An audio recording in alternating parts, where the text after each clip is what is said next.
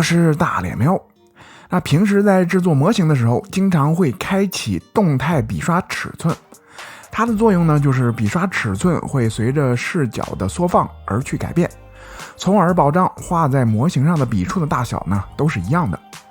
但是有的时候开启它后呢，即使把尺寸调到最小的1，那它的尺寸依然还是很大，这就导致后面的雕刻工作无法进行。之所以出现这个问题，主要是模型的尺寸太小所导致的。比如从别的软件里把模型导入 ZBrush 呢，就容易出现这个问题。第一种方法就是 W 键进入 Gizmo 模式，点击右边的横杠，放大所有的子工具，就这样多放大几次，那最小的动态笔刷尺寸就正常了。那么有的时候没有办法用这种放大的方法，比如子工具太多了，放大会导致软件卡死等等，那该怎么办呢？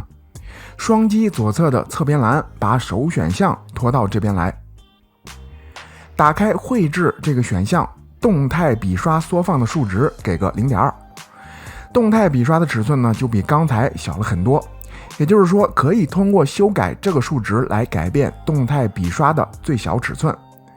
它的最小值是 0.02， 应该可以应付大部分的情况了。